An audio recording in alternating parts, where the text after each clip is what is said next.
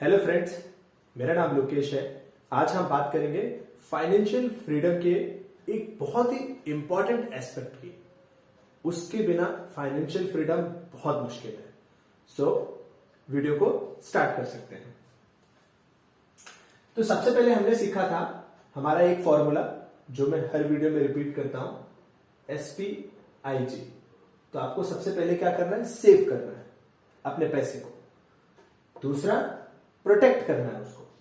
तीसरा, उसको इन्वेस्ट करना है और फिर उसको ग्रो करना है।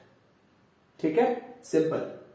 सो हमें जो ये सेव करना है एंड जो प्रोटेक्ट करना है, तो मैंने पिछले वीडियो में आपको बताया था कि प्रोटेक्ट कैसे कर सकते हैं हम अपने पैसे को। जो भी आपने अपना बैंक में पैसा रखा हुआ है, तो जैसे कि मैंने बताया था कि सारा पैसा एक बार में कैसे जाता है? मेडिकल इमरजेंसी में चला जाता है।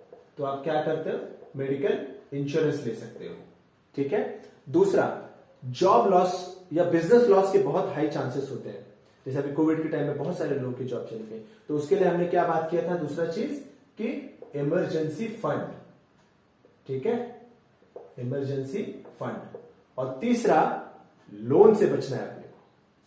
क्लियरली लोन से जितना बचो उतना अच्छा है। तो मैं चाहूंगा कि आप जो प्रीवियस वीडियो है वो जरूर जाके देखें। बट आज हम इसके बारे में बात नहीं करने वाले, प्रोटेक्ट के बारे में बात नहीं करने वाले। आज हम बात करने वाले हैं सेव के बारे में, कि पैसा हम सेव कैसे करें। सो गाइस, फाइनेंशियल फ्रीडम अगर हमें अचीव करनी है तो उसके लिए सबसे पहले पैसे को समझना पड़ेगा, मनी को समझना पड़ेगा कि मनी बिहेव कैसे करती है। ठीक है, तो उसके लिए दो ऐसे वर्ड है जिसका मीनिंग आपको बहुत क्लियर कट पता होना चाहिए, बहुत ही क्लियर। और वो दोनों शब्द क्या है? सबसे पहली चीज एसेट। एसेट एसेट क्या होता है मैं आपको डिटेल में बताऊंगा। और दूसरा होता है लायबिलिटी। लायबिलिटी क्या चीज होती है, यह भी हम इस वीडियो में बात करेंगे। सो गाइज, अगर इन दोनों के बीच में आपको इसका डिफरेंस नहीं पता है ना, तब तक पैसा सेव करना या पैसा बनाना बहुत मुश्किल है, बहुत ही मुश्किल है। इवन आपको हो सकता है पैसा हाथ आपके लग भी जाए, लेकिन वो पैसा आप लूज कर दोगे। आपने बहुत सारी ऐसी कहानियां सुनी होंगी कि किसी को लॉटरी लग जाती है, या किसी के पूर्वज उनको पैसा देके उनके पास पड़ा होता है पहले की संपत्ति, पुरखों की संपत्ति, बट वो भी उनकी खत्म हो जाती है, चली जाती है उनकी। या उनके पास कोई बिजनेस होता है और वो भी चला जाता है। सो उसके लिए ये दोनों वर्ड का मीनिंग जानना बहुत जरूरी है। सो गाइस, एसेट क्या होता है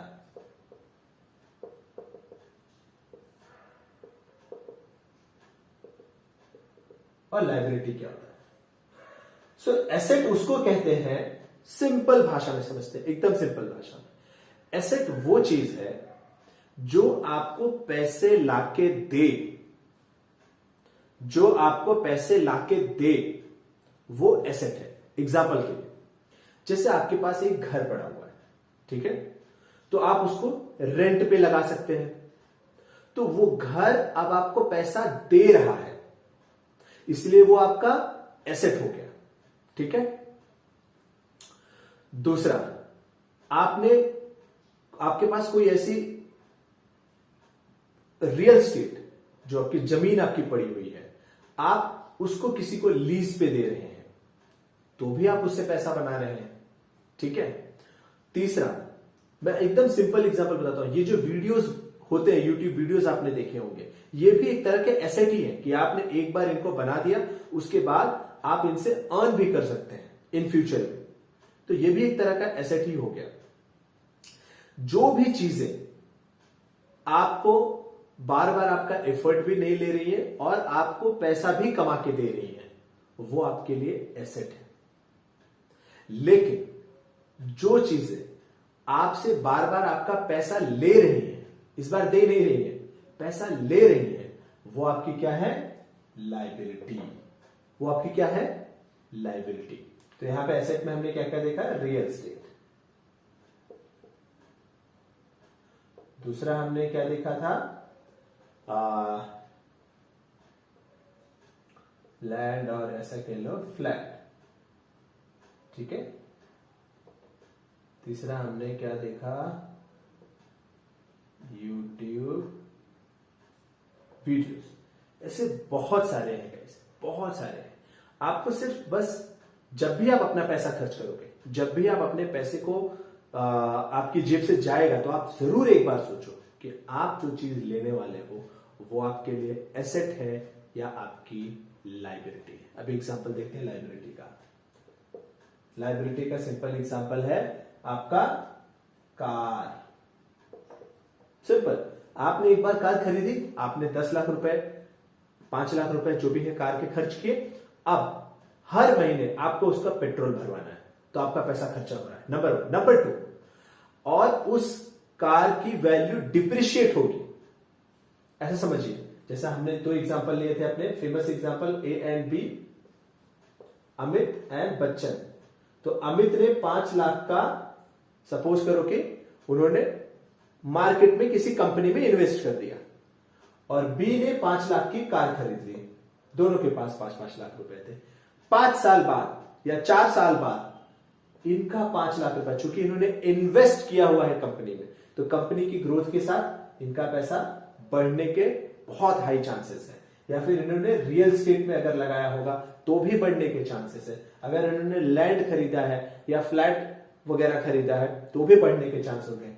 लेकिन बच्चन का कोई चांस नहीं है कि उसकी कार आज 5 लाख की है, कल 7 लाख की हो जाएगी। बहुत ना के बराबर चांस है। सो ये हो गया उसके लिए लाइबिलिटी। एक तो उसने पेट्रोल का भी खर्चा कर रहा है, ऊपर से उसके जो 5 लाख की कीमत है वो भी वक्त के साथ घटती जा रही है, इसीलिए ये हो गई लाइबिलिटी। दूसरा गाइस, लोन भी एक लाइबिलिटी ही है, क्योंकि वो आपसे एक बार में आप लोन तो ले लेते हो, उससे आप सामान खरीद लेते हो या कुछ अपना छोटा मोटा काम कर लेते हो, लेकिन हर महीने वो आपसे इंटरेस्ट चार्ज करता रहता है, करता रहता है, करता रहता है। तो इस तरीके से वो आपसे हर महीने पैसा लेते रहता है। अब कुछ लोग आर्ग्यूमेंट कर सकते हैं कि कार कैसे लाइबिलिटी हो सकती है, मैं तो अपनी कार से कमाई करता हूं। सो गाइस, पर्सपेक्टिव का डिफरेंस है। अगर आप अपनी कार से कमाई कर रहे हो, अगर आप उससे पैसा निकाल रहे हो, आपने कार ली है और आपने उसको उबर में डाल दिया, ओला में डाल दिया, ठीक है, उससे आपको पैसे मिल रहे हैं, तो वो आपके लिए एसेट तरह का काम करेगा। अगर आप उसमें पैसे लगा रहे हो, अपने जेब से खर्च कर रहे हो, हर महीने आपसे वो पैसे डिमांड कर रही है, तो वो आपकी लाइबिलिटी है। सो गाइस, मैं ये बता क्यों रहा हूं, इसका क्या रीजन है? इसका सिंपल रीजन ये है कि अगर आपको इन दोनों के बीच में डिफरेंस नहीं पता लगेगा, तो आपके इमोशंस ज्यादातर आपकी लाइबिलिटी पे ही खर्चा करेंगे, आपके एसेट पे खर्चा करेंगे ही नहीं। सो अगर आप डिफरेंस देखोगे rich people and poor people में, रिच मतलब अमीर लोगों का अगर आप देखोगे तो उनके पास ज्यादा एसेट होते हैं, एसेट उनके पास ज्यादा होता है, और लाइबिलिटी मतलब एसेट ज्यादा होता है, मतलब जो उनको पैसा कमा के देता है वो चीजें ज्यादा होती हैं, और जो उनका खर्च करवाती हैं वो कम होती है। आप समझ रहे हो? आप सोचो ना कि कैसे अमीर लोग और अमीर होते हैं, क्योंकि उनके पास एसेट ज्यादा है। तो अगर उनके पास 100 रुपया कमा के आ रहा है, तो वो मे बी 80 रुपया ही खर्चा करेंगे, 20 रुपया उनका बचता ही जाएगा ओवर द टाइम, और ये हमेशा उनका बढ़ते ही रहता है, इसलिए उनके पास पैसा बढ़ते रहेगा। अब दूसरा एग्जांपल लेते हैं कि अगर एक आदमी के पास 100 रुपया है और वो 110 खर्चा कर रहा है, या फिर 1000 रुपया है 1010 अगर खर्चा कर रहा है, तो वो हमेशा 10 रुपया नुकसान में ही लगातार हर महीने जाता रहेगा। इवन ये 100 रुपए से ज्यादा कमा रहा है, इसके पहले वाला बंदा सिर्फ 100 रुपए कमा रहा था, 80 रुपए खर्च कर रहा था, 20 रुपया बचा रहा था। यहाँ पे 100 रुपया बंदा ये 1000 रुपया कमा रहा है, बट 1010 खर्चा कर रहा है। एंड व्हेन आई से खर्चा कर रहा है, कमा रहा है मतलब सैलरी से नहीं, उनके पास इस तरह का एसेट होता है, जो उनकी खुद की सैलरी है वो तो होती है, बट वो जो चीजें अपने इर्द गिर्द अपने आसपास क्रिएट करते हैं वो एसेट क्रिएट करते हैं, लाइबिलिटी कभी नहीं क्रिएट करते, या उनकी लाइबिलिटी बहुत कम होती है एज कंपेयर टू उनके एसेट की। तो आप जितने भी अमीर लोग हैं उनके बारे में एक बार पढ़ के देखिए, उनके एक बार डिफरेंट इनकम के बारे में आप पता करके देखिए। अगर आपको बहुत अच्छे से जानना है कि एक रिच पीपल और पुअर पीपल में मेन डिफरेंस ही क्या है, क्यों अमीर आदमी और अमीर होता है, गरीब आदमी और गरीब होता है, सिंपल रीजन, क्योंकि अमीर एसेट क्रिएट करता है तो उसके एसेट उसको और पैसा देते रहते हैं। गरीब लाइबिलिटी क्रिएट करता है, उसकी लाइबिलिटी उसके पैसे लेते रहते हैं, सिंपल यही चीज है। अगर आपको इसका डिफरेंस नहीं पता लगेगा तो आप पैसे सेव नहीं कर पाओगे, क्योंकि आप लाइबिलिटी पे खर्चा कर दोगे। तो आपकी जो अगली सैलरी आने वाली होगी, आपको हमेशा आपके पास लिस्ट बनी होगी कि मुझे यहां पे खर्चा करना है, यहां पे खर्चा करना है, आप सेव ही नहीं कर पाओगे। और अगर आप सेव नहीं करोगे तो उसको प्रोटेक्ट क्या ही करोगे, और प्रोटेक्ट नहीं करोगे तो इन्वेस्ट कैसे करोगे भैया, और इन्वेस्ट नहीं करोगे तो ग्रो नहीं होने वाले। पूरी लाइफ आपकी ये जॉब करते करते निकल जाएगी। हमारी लाइफ एक जॉब से बहुत ज्यादा इंपॉर्टेंट है, बहुत ज्यादा वैल्यूएबल है। लोग अपनी लाइफ टाइम में अरबों खरबों की संपत्ति खड़ी कर देते हैं, करोड़ों की संपत्ति खड़ी कर देते हैं, और मेजर लोग उसी एक जॉब में पड़े रहते हैं। सो जॉब चेंज करने के बारे में मत सोचो, लेवल चेंज करने के बारे में सोचो कि कैसे मैं अपना लेवल ही चेंज कर दूं, मैं अपनी ऐसा इकोसिस्टम ही बना दूं कि मेरे लिए चीजें काम करने लगे, मेरे लिए चीजें एसेट की तरह काम हो जाए। सो अगर ये सोच बदल गई ना तो पक्का फाइनेंशियली फ्री हो जाओगे। और एक बार आप फाइनेंशियली फ्री हो गए ना, मैं बोल रहा हूं कि आपकी रिस्क लेने की क्षमता बहुत बढ़ जाएगी, बहुत ज्यादा बढ़ जाएगी, और चीजें ट्राई कर पाओगे। लेकिन अगर आप फाइनेंशियली फ्री नहीं हो, थोड़ा भी लाइफ में प्रॉब्लम आएगी तो आपको हमेशा डरे रहोगे। वो नहीं करना है। मैंने अपने लाइफ का इसको मिशन बनाया है कि मैं 1 करोड़ लोगों को फाइनेंशियल एजुकेशन दूंगा एंड उनके लाइफ को ट्रांसफॉर्म करूंगा, उनको सिखाऊंगा कि कैसे फाइनेंशियली फ्री हुआ जाता है, एंड उसके बाद उनके पास पूरा खुला मैदान है रिस्क लेने के लिए, क्योंकि उनको पता है कि मेरे पास पैसे आ रहे हैं, मुझे जितना चाहिए उतने आ रहे हैं, मैंने एसेट क्रिएट किए, मैंने अपने लिए लाइबिलिटी क्रिएट नहीं की है। होप आपको समझ में आया होगा कि मैं एग्जैक्टली क्या बताना चाहता हूं।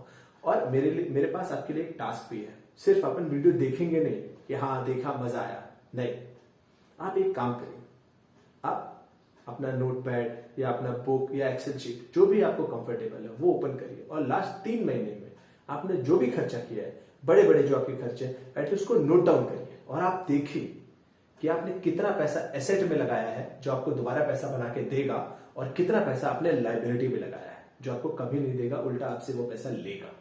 अगर आपने ज्यादा लाइबिलिटी में लगाया है, आई बेट आप फाइनेंशियल फ्रीडम के रास्ते पे नहीं हो। सो ये एक्सरसाइज करिए, एंड प्लीज कमेंट में मुझे बताइए कि आपकी एक्सरसाइज से आपका क्या रिजल्ट निकला। Thank you so much.